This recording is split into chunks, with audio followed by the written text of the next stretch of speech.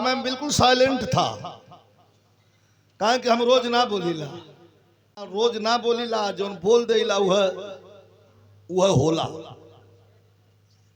मैं जानता था कि ये सब बिना मतलब का बकवास है।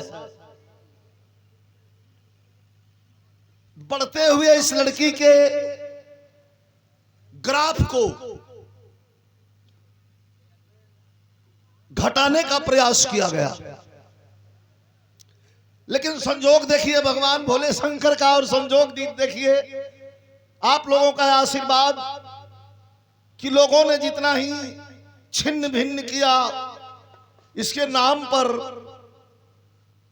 उससे ज्यादा इसका ग्राफ बढ़ गया। एक बार ताली बजा करके सम्मान करिएगा। और हमें फक्र है हमारे बीच में गाने वाले बच्चे, गाने वाली बच्चियां जो हमारी से हमें गुरु कहते हैं, ऐसे ऐसे हैं हमारे पास। सम्मान करते हैं, गुरु शिष्य का नाता है। हम ऐसे बिल्कुल चुप रह ली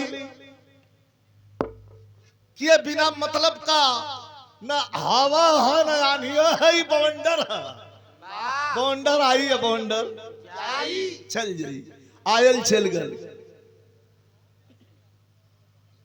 मुझे विशेष पता चला है कि कुछ लोगों ने यह भी कहा कि नरपतपुर में कार्यक्रम है, हम लोग देख लेंगे। मैं देखने वालों को बताना चाहता हूं, ये बिरहा परिवार है। यहाँ बिरहा परिवार में कोई जाति और धर्म नहीं है। बिरहा परिवार सिर्फ बिरहा परिवार है। और विजय लाल यादव जब तक जिंदा है, खराज भी आ जाएगी तो मेरे जिंदा होने का कोई मतलब नहीं है। इसलिए अपने अपने जबान को, अपने अपने दिमाग को काबू में रखें। गाना बजाना आते रहता है, जाते रहता है, लोग गाते हैं। कैसे सुनाई हम एक गाना सुना दे, नेतन बजन गावल है, आप लोग सुन ले भी होगा, सुन के अपने लजाजी बा शर्म आ जाई। और इस बच्ची ने गाया, गा करके पहले शुरुआत में कहा कि ये इंटरटेनमेंट मनोरंजन के तौर पे गा रही हो, किसी को बुरा न लगे। काट करके ये भाई साहब जो यूट्यूबर लोग हैं, यो लोग कम ना हूं, एक खटिया का मर्द मेहरारू के 2 खटिया पर कह दिए। एडिटिंग करके अगले साल की गाई हुई बच्ची की गीत इस साल डाल करके, और थोड़ा उभरते हुए कलाकार हैं, नए हैं। इनके पिताजी फोन किया, हम कहा आप बिल्कुल दुखित मत। देख के छाती जुड़ा गई। तनियो को भजन से गीत का शुरुआत हो गए। बड़ा बढ़िया रुचि। हमरे कोई इशारा करके कहते हैं गुरु जी, हम कहा भला जेकर पिराय है जान, ऐसा ना है। फिल्म में गाना एक निकलल है, चोट तुम्हें लगी तो दर्द यहां होता है। घबराओ मत, अकेला मत, अपने आप को समझो। पूरा समाज, पूरा बिरहा समाज तुम्हारे साथ है। और जे जोन भोंका वाला हुआ वो संगवा हुआ, जोन भोंकत हुआ वो कुल संगवा हुआ। अरे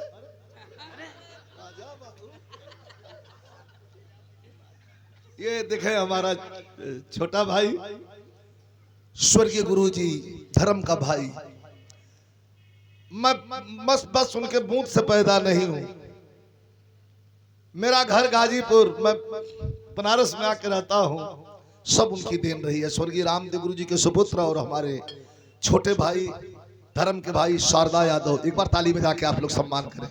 हमारी तरफ से शुभ आशीर्वाद यही।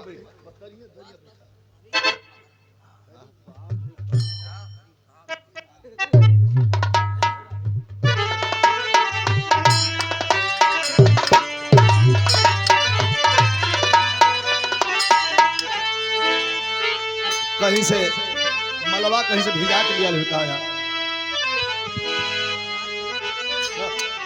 और से चल जाओ।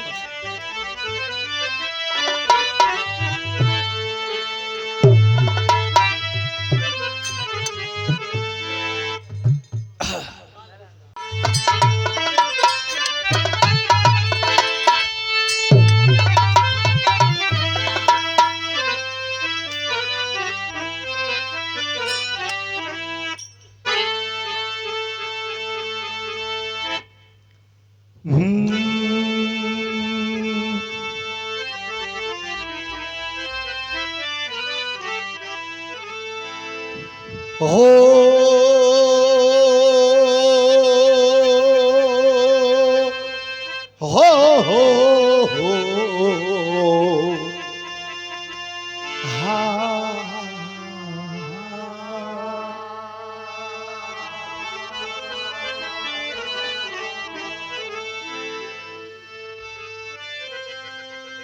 जय गुरु बंदे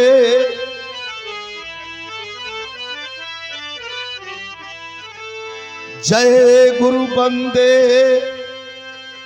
सदगुरु स्वामी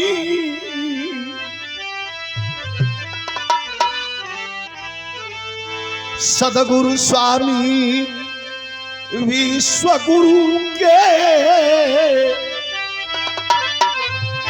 सदा झुकाइब माथ अरे दुखियन पर दया करीम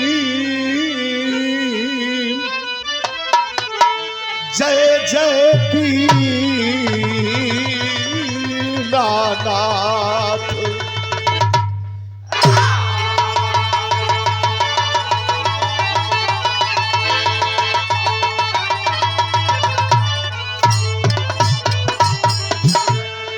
महाशिवरात्रि है आज।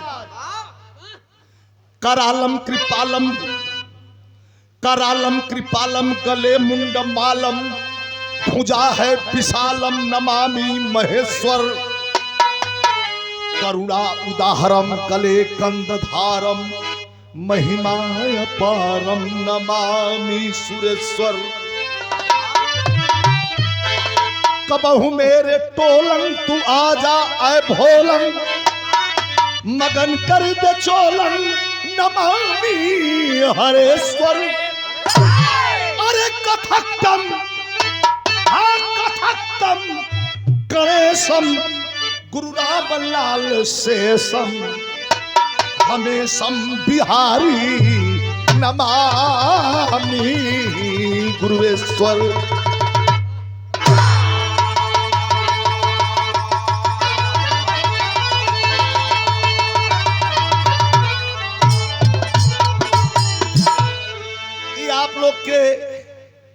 ये आप लोग के पता हुई भैया थोड़ा सा एकदम साइलेंट होके 5 मिनट हमके समय दे दे जाए।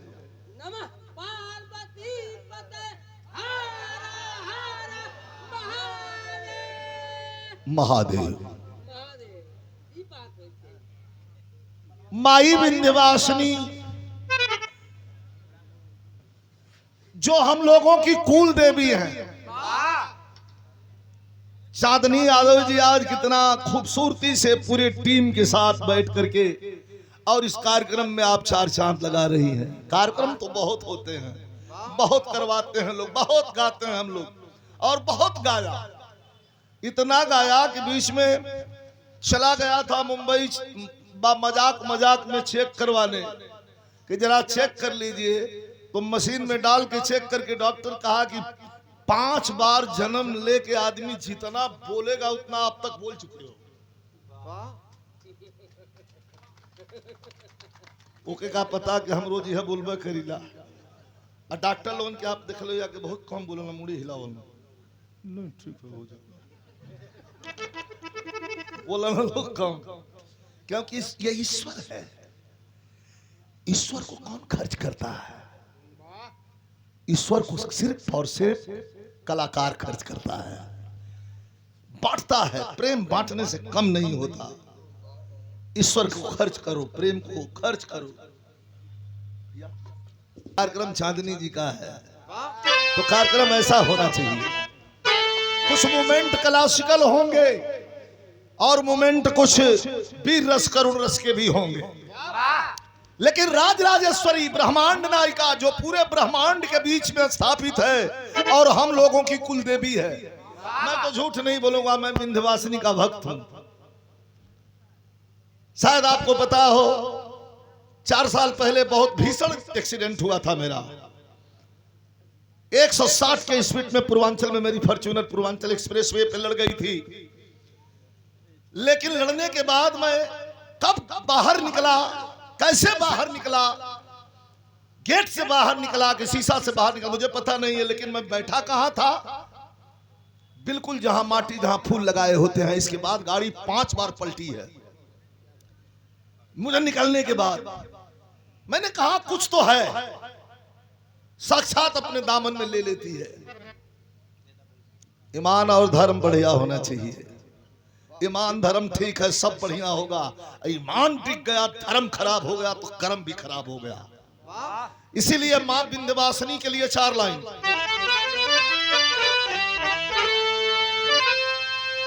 दैत्य संहारन वेद विचारन, दैत्य संहारन वेद विचारन, और दुष्टन को तुम ही दलती हो।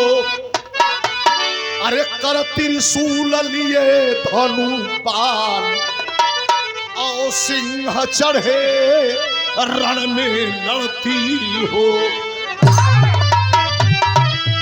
तो बाध बुढ़ान की सिंह हेरा कि ध्यान धरे शिव को जपती हो। अरे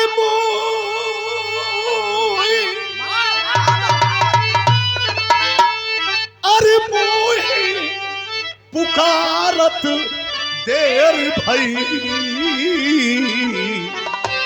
जगदम्ब विलंब कहा करती हो।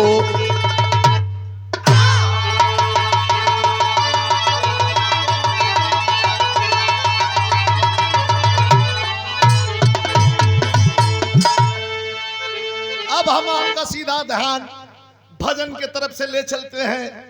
मिर्जापुर जिले के शक्तेश्वर आश्रम में विराजमान परमहंस विश्वगुरु स्वामी जी अड़गलानंद महाराज।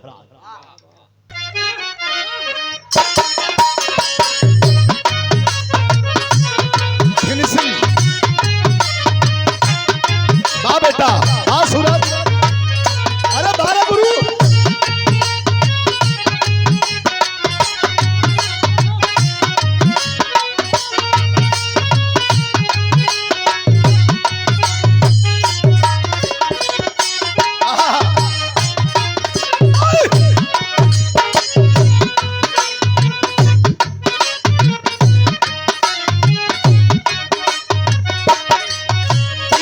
पसंद कैल गलो भोजपुरी देव कुमार सिंह का गावल गीत बा। तनी पहले भजन बोल रहे, तर्ज बाद में बताई हम। अरे चरण सदगुरु की,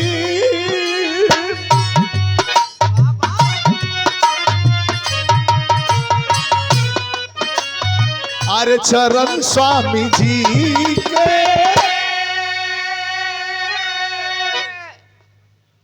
पखारत रही,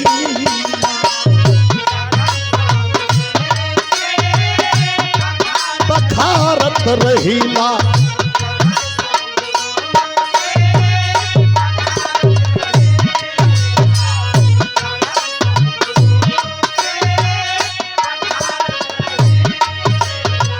अरे परमहंस रहिया, परमहंस रहिया, निहारत रहिला, निहारत रहिला।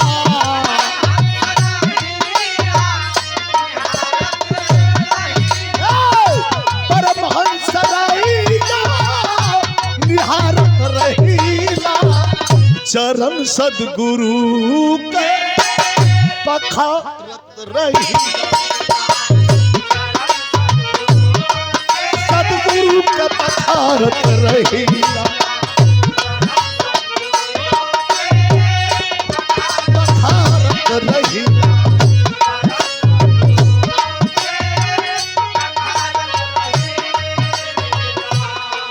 और देखें एक महसूस कैले है, फौजी जितना अपने मेहरारू के मानल उतना केहू ना मानल।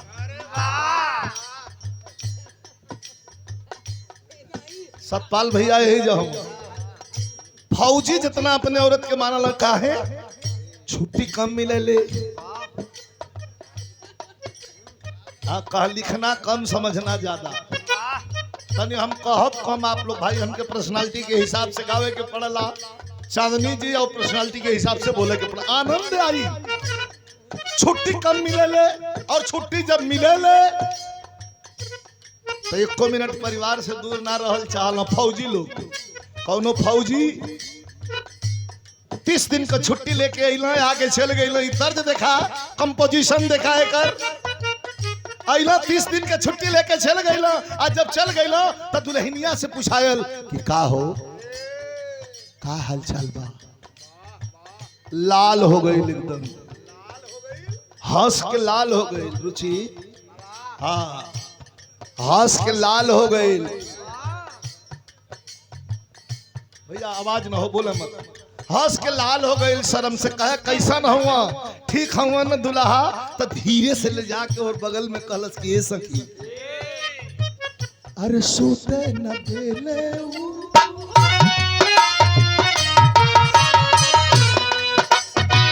धीरे से सखी के पकड़ के होहर ले गई या ना बतावत हो कहे कि सोते न देले जगवले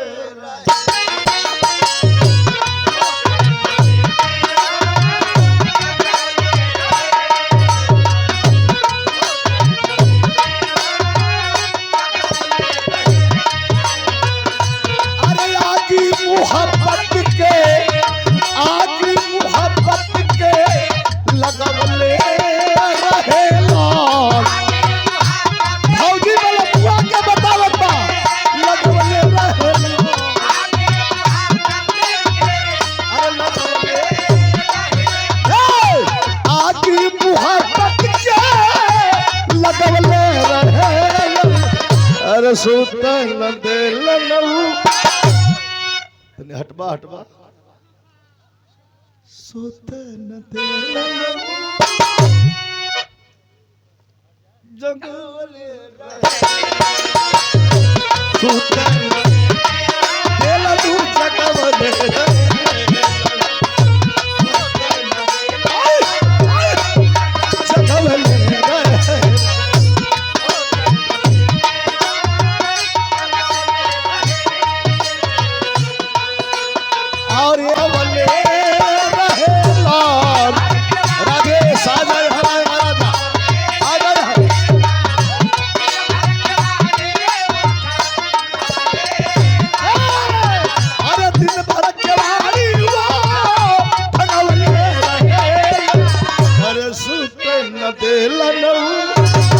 सूत न देलन सूत न देलन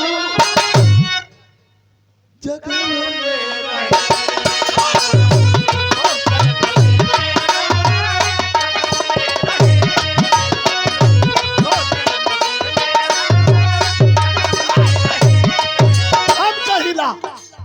अंचल और अजय हजारों रुपयों का पुरस्कार बहुत बहुत धन्यवाद सब की प्रणाम बा स्वामी जी पर लाइन के तनी सुंदर हो परमहंस रहिया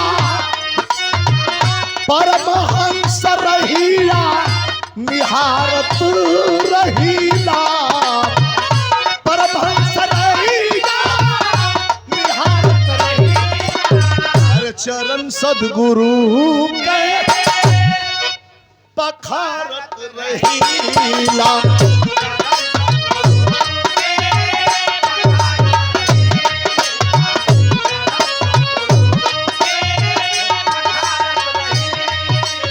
और चांदनी जी के सम्मान में फिर हजारों रुपया पुरस्कार हमारे सुरेश जौनपुरिया क्या कहना है भैया के धन्यवाद और एयरफोर्स के फौजी टीम की ओर से आपको बहुत बहुत धन्यवाद एक लाइन बड़ी सुंदर कैसे गुरु के नाम में शक्ति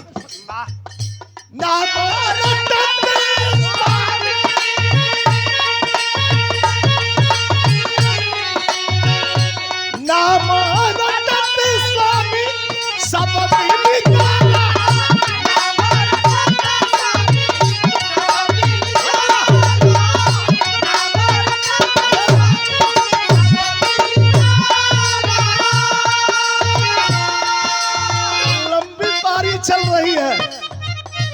चांदनी जी ये बहुत लंबी पारी है, 40 की पारी है ये, लेकिन महसूस होता है ये अभी काल ही तो शुरू किया हुआ, ये शक्ति है कोई, ये लंबी पारी है। 40 वर्ष की पारी में आज भी महसूस होता है। जौन मन करे गुलाम अली से लेके नुसरत फतेह अली खान तक, फिल्म से लेकर के और भोजपुरिया तक, पूरे बिराह समाज में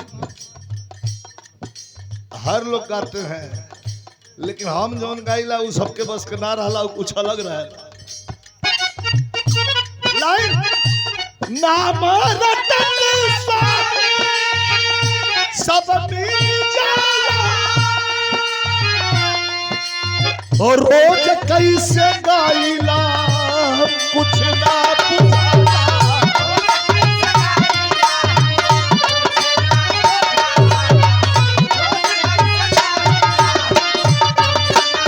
और ये देखें हमारे भतीजा संदीप यादव जी, अजय विश्वकर्मा जी और चांदनी यादव जी, हजारों रुपयों का पुरस्कार। ये हमारे सुरेश जौनपुरिया, वाह एकदम तीनों लोग का भार लेके अकेले खड़ा हूं। धन्यवाद भैया के। हमारे पास कुछ ना न पूजा का सामान, न स्वामी जी के मनावे का सामान। एक चीज है, अरे नहीं यहाँ के बापी रो, अरे नहीं यहाँ के बापी रो, भारत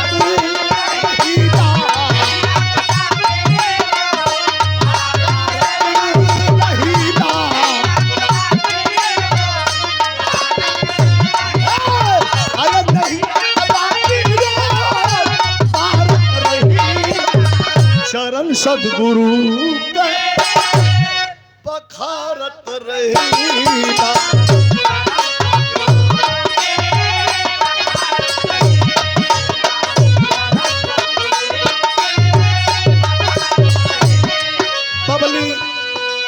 बबली किन्नर, संदीप यादव जी, चांदनी किन्नर और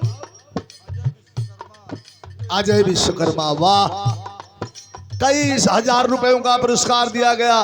सुरेश जौनपुरिया को धन्यवाद। तनी सा लाइन रखे जो वायरल भाई लाल, एक लाइन सुन ले जा। संजय की वायरल भाई लाइन, यहाँ तमाम प्रतिनिधि हैं, प्रधान से लेकर के राष्ट्रपति तक यह लाइन छू करके निकल जाएगी। कैसे?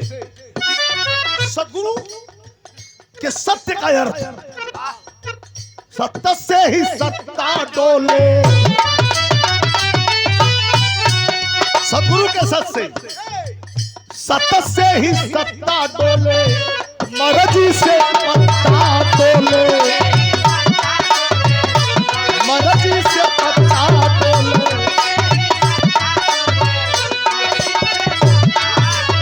अरे सत्य से ही सत्ता डोले, मर्जी से पत्ता डोले। जानला जहान सद्गुरु, जानला जहान सद्गुरु, जगत के दाता हुआ।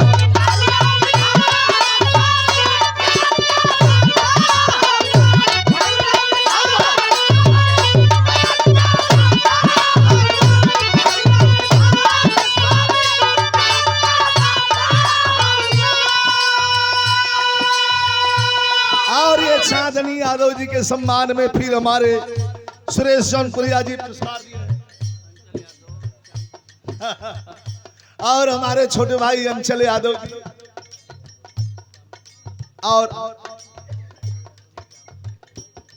अजय यादव जी, हम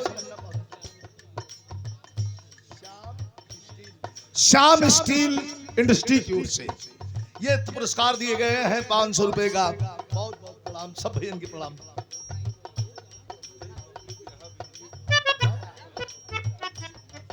अब बबली बिरहा म्यूजिक, वाह ये चैनल हमारे सुरेश भैया का। एक लाइन आखिरी भजन,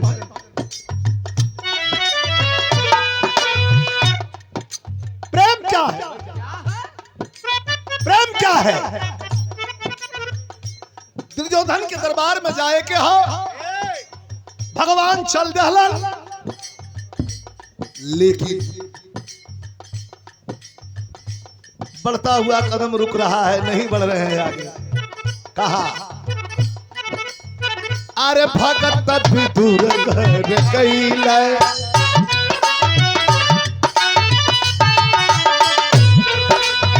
अरे भगत विदुर घर कैला, प्रेम से सगवे थैला।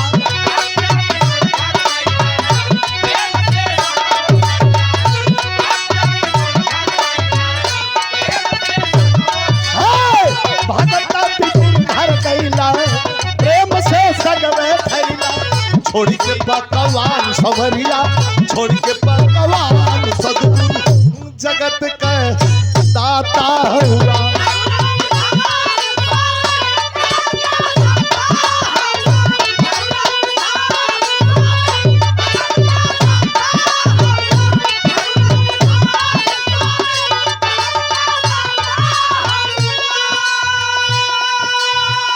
पंद्रह भजन का आखिरी लाइन।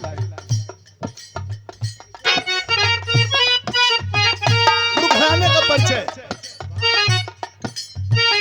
बिहारी गणेश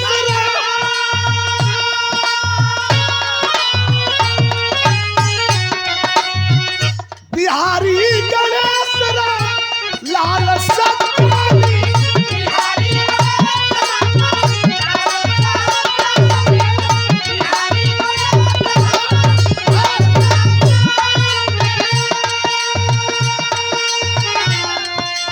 अरे रामदेव चंद्रिका के कितना बखानी।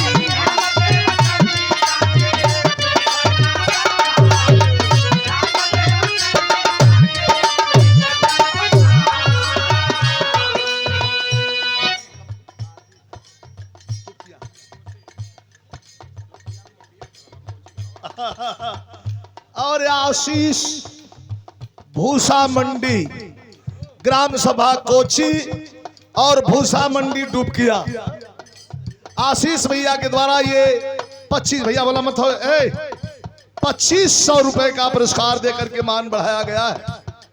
आशीष भैया के बहुत बहुत शुभ आशीर्वाद, धन्यवाद हो। अंतिम लाइन हो भजन का,